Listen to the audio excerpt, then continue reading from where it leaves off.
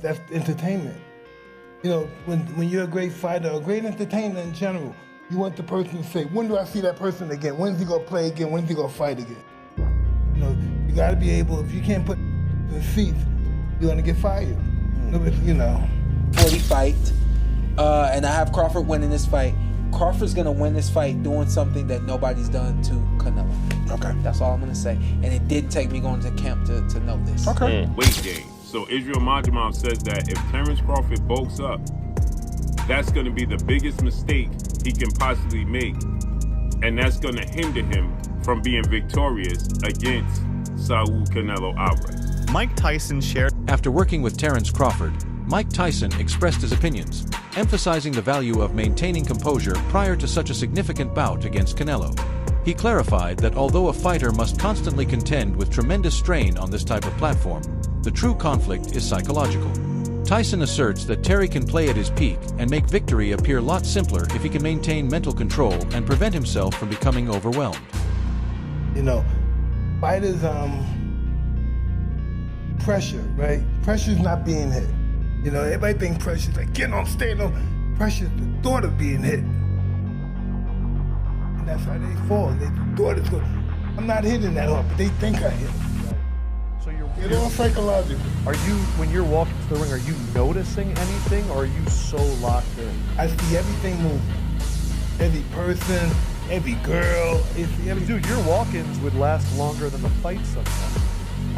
Do anyone have a napkin on my towels? I'm sweating like a pit in one hole up here. You sweat. We will get you one. You sweat. Thank you. Yeah. You're sweating like Charles Barkley at a spelling bee. Yeah, I'm gonna be sweating pretty hard there too. Exactly. So Mike, we all know you hit hard. Who was the first person that when they hit you was like, oh, okay, this guy hits pretty hard? Even veteran boxer Amir Khan, who has sparred with Canelo Alvarez in the past, recognizes the enormity of a possible matchup between Terence Crawford and Canelo. Khan acknowledges that Crawford has genuine striking power, but he thinks Canelo is a fantastic fighter with unrivaled experience. Khan believes Crawford is a more formidable fighter now that he has put on weight and adjusted to the division. He says that while both Canelo and Crawford have amazing skill sets, this is not a one-sided fight. Khan sees the conflict as more than just another battle. It is the union of two exceptional talents, each of whom has the power to change the course of events with a single action. He respects Canelo's shown supremacy at higher weights, but warns that it's difficult to forecast this fight because of Crawford's flexibility and ability to rise to new difficulties. He did that to Canelo after, so to your point, can Crawford do the same? Coming up from 54 and 47, can he, or will that, throw off the catch and shoot? I was gonna catch and shoot, Not catching the shoot. We're catching it, resetting, and getting out of this range for a minute or two, second That fight when Errol came back to the corner, I had a look on my face, like, yes.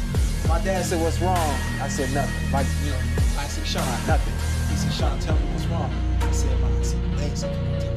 He said, the legs kind of tight. He looked back, looked behind him. He would always do this and look back at the other corner. I don't know why. He looked back at them. It's a habit problem. He said, all right, we're not gonna use our legs so much this one. And I was thinking to myself, like, need these legs. I'm not trying to wear these shots. Yeah, so, to your point, when there's a feeling, when the nervous system goes out, where does that adjustment take place? Do you trust the adjustment? Do you implement it? So that next round I did settle down a little more. I was lost around. Whatever. Hello. I ain't know around here. Chill out. He don't even know around here. Pour this water on you. So we got some time until this fight. So we ain't gotta pour it all out at one time. We'll work our way up to this one. Try to get on big guests that lead up to the fight. Expect some more very, very big guests, and expect some very, very big things from the Puerto Rico podcast the week of Crawford versus Canelo versus Crawford. Takes place here. What is that? September 6th? 13th. I was just gonna say, I've been critical of the fight because I felt like it serves as a foreground to the Ali Act stuff. And Crawford's age and expertise at higher weight classes have raised problems, which analysts have quickly highlighted. By the time this fight might actually happen, Crawford will be 38 years old and experiencing the normal aging process. Even though he lifted 154 pounds to take on Israil Madrimov, not everyone believes he is prepared to go against someone as experienced at higher divisions as Canelo. In boxing, age is more than just a number. It affects reflexes, speed, and recovery, all of which are vital when up against an unrelenting foe. Although Crawford's abilities are still incredibly sharp, analysts argue that his body might not react as forcefully as it used to. This is framed by given the stakes and the opponent he faces. He views this battle as the greatest test of his career, not only technically but also mentally and physically. Successful. September 13th, Las Vegas, Nevada, Allegiant Stadium, when he takes on another first ballot Hall of Famer, 4-division world champion, 2-time undisputed world champion, and reigning undisputed super middleweight world champion, Mexican superstar boxer Saul Canelo Alvarez, who is 63 wins, 2 losses, 2 draws, 39 wins by way of knockout. Terence Crawford had one fight at 154. That was against Israil Madrimov, the WBA junior middleweight world champion, right? And since then, Terence Crawford has moved up now to 168 to challenge Canelo Alvarez, okay? And so prior to that, he spent 5 years at what? Welterweight. So the concern that people have for Terence Crawford, rightfully so, is that Terence Crawford will be 38 years of age 2 weeks after the fight. So he's 37, okay? Terence Crawford has one fight at 154. Prior to that, Terence Crawford has been competing, okay, since 2018 for the last 7 years at 147. Since June of 2018, he's been fighting at 147. His only fight outside of that division in the last 5 to 6 years was his fight against Israil Madrimov at 154, which he won, unanimous decision. I thought he handily won, but people thought that he struggled. Israil Madrimov is now 10 wins, 2 losses, 1 draw, 7 wins by way of knockout because he lost his last fight to Mexican superstar, WBC junior middleweight interim champion Virgil Ortiz Jr. Crawford has always stressed the importance of preparation, as has his training staff. They observe that their main goal is to steer clear of the errors committed by General Charlo, who was soundly defeated by Canelo. Crawford maintains that his style, discipline, and ring IQ distinguish him from Charlo and that he is not Charlo. His group has been creating tactics that emphasize movement, accuracy, and astute timing. The strategy demonstrates their understanding that Canelo cannot be defeated by sheer strength. Rather, they use defense to irritate him and take advantage of counterattacks. The grueling training camp has included intense conditioning and sparring sessions meant to replicate Canelo's strength and pressure. Team Crawford just revealed that they're currently working on making sure that the Omaha native doesn't end up like Jermell Charlo this coming September 13th when he faces Canelo Alvarez. Now this report comes from Boxing Scene, wherein it was just revealed by somebody from Crawford's camp that Terence Crawford is, quote, wary of repeating the mistake that former 154-pound champion Jermell Charlo made to a new weight limit without consideration of other factors. Boxing Scene further elaborated by saying that Crawford wants to retain his ability to fight with fluidity, maximizing the effectiveness of his power punches from both hands and ability to fight from a southpaw stance. With that said, Crawford's camp is now on full lockdown from the media or any sort of distraction up until fight week. Now, it's definitely worth considering that while it's technically boxers who gain weight run the risk of losing speed and agility as they advance through the ranks, according to techniques and observers. As Terence Crawford moves into heavier territory, images of him appearing noticeably bigger have gone viral online, raising suspicions.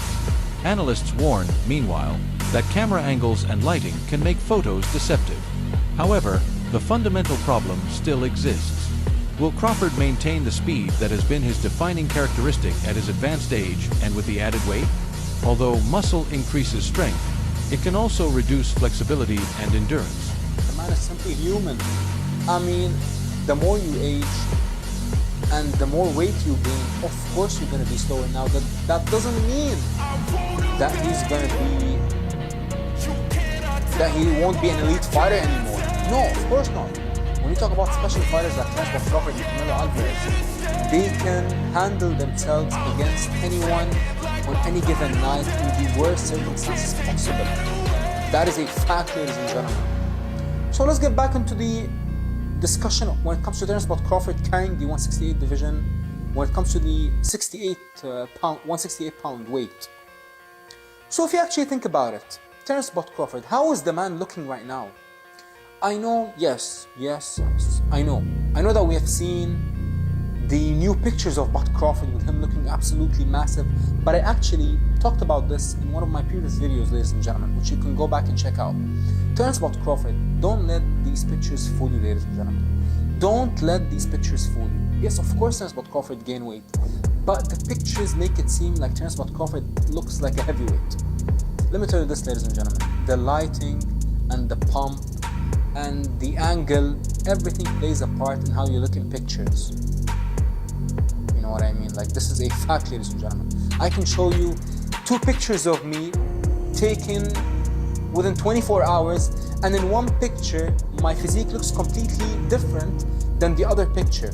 One picture I can take after having a unbelievable workout, with a nice sweat on, with a nice pump, with some nice lighting and a nice angle. I would look completely different than when I look right now or getting out of bed, which I just did. One of boxing's most renowned trainers, Abel Sanchez, has rejected the notion that Crawford has a genuine chance of defeating Canelo. Sanchez claimed that Crawford is just too little to take on Alvarez, characterizing the fight as more of a sparring session than a real fight. His remarks echo the general belief that Canelo has a clear advantage because to his inherent size, strength, and experience in higher categories.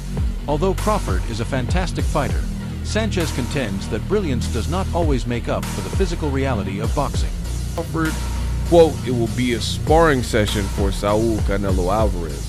Coach Abel Sanchez dismissed Crawford's chance against Canelo, and it's really because of the weight gain. Renowned Mexican trainer Abel Sanchez has reignited the hype surrounding Canelo Crawford, scheduled September 13th, Las Vegas.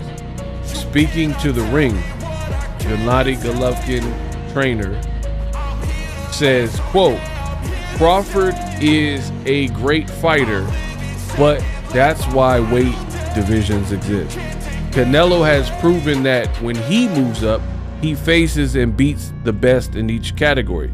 Neither Bivol could hurt him, nor could my fighter in 2 fights." And he's talking about Golovkin. And even though Canelo and Golovkin fought 3 times, Abel did not train him for the 3rd fight. It was Jonathan Banks. So that's why he said in the 2 fights that he's familiar with, he's saying that Golovkin never really hurt Canelo. The weight jump, the big disadvantage. Crawford, undefeated record. He's 41-0, 31 knockouts. Agreed to move up to 168, blah, blah, blah. And he says, quote, "If Crawford had taken 3 or 4 years to gain strength and mass properly, he would have a better chance. But doing it in just over a year is too risky. He'll be slower and Canelo will dictate the pace." Now, this is a recent picture of Crawford, who definitely looks in shape. And, you know, that's what we come to expect from a guy like Crawford. Chris Algieri criticizes the amount of hoopla surrounding this clash, offering an alternative viewpoint. Algieri disputes the claims made by boxing fans and promoters that it was one of the greatest bouts in boxing history. He contends that while the battle is thrilling, it is not the greatest ever. He claims that the match is insignificant in comparison to other bouts with evenly matched opponents at the height of their powers. Considering that Crawford is facing a seasoned champion at a higher division, Algieri cautions that the public might be exaggerating the fight's drama. I love it because I have a lot of casuals who go to me and like, "Man, I can't wait for this fight. This is the best matchup that could be made." And I'm like, no, it's not.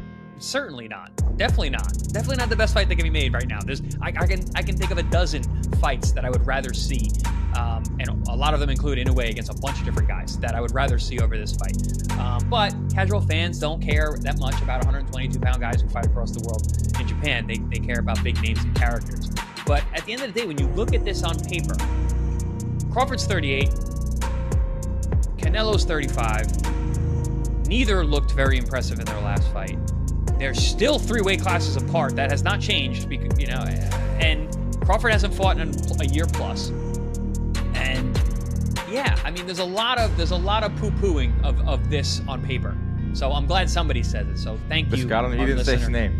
Yeah, I like this guy. Like, he came out there and just said his piece and left. That's the type of guy that definitely calls in the WFAN here in New York. He's like, we need Boone fired. The Yankees suck. I don't look forward to anything. But what's up with that bullpen? Yeah, all right, I'm out of here. I'm out. I'll hang up and listen. But yes, like you said, there are a bunch of fights you'd rather see. There are a bunch of fights I'd rather see both these guys in rather than the one we're getting. Like, I'd rather see. That's a great way to put it too. Yeah, Boots versus Crawford. I'd rather see Canelo versus Benavidez, Canelo versus Bivol, Canelo versus anyone at 168 of these top 5 there. What about Virgil and Crawford? I like that fight. That got mentioned at one point. Absolutely. I mean, but this is how boxing works. We'll all be excited on September 13th because it is a big event. We've talked about this numerous times on the show. We need big events, at least 1 or 2 of them a year, to stay relevant as a sport on Netflix. We're all going to be excited that week heading into it. Maybe even that guy. Hey, Dan and Chris. Love the show. This is Nero calling from Hollywood. I was wondering, with so many people taking Bud Crawford to win, I think at one point it felt like a hot take, and now it's becoming sort of a standard take. I hope this isn't too much of an abstract question, but can you think of another time where someone chose what seemed to be a hot take and then become the regular take? And what was the result of that fight? Personally, I think it's a bridge too far for Bud Crawford, and I think people are underestimating Canelo, but who knows? Showbiz the Grown-Up, a boxing commentator, highlights the difference in the caliber of opponents that each boxer has encountered. He contends that Canelo has faced opponents of a higher class than any of the opponents Crawford has defeated could possibly handle. This viewpoint draws attention to the variations in resumes. Canelo has continuously engaged in combat and frequently defeated champions in a variety of divisions. Although Crawford hasn't seen as many known threats despite his perfect record, Canelo Alvarez has frequently been accused of dodging the most difficult obstacles. Some detractors say he chooses opponents who are easier to defeat. Supporters counter that this narrative is unjust. All of the opponents Canelo has faced are well-known and skilled boxers, several of whom have won titles of their own. Logically, Canelo's professional path has been more challenging when comparing records. In every weight class, his opponents have continuously been top fighters. Crawford's record, on the other hand, is perfect but lacks opponents of comparable caliber. Name the fighters Crawford fought who would beat Triple G.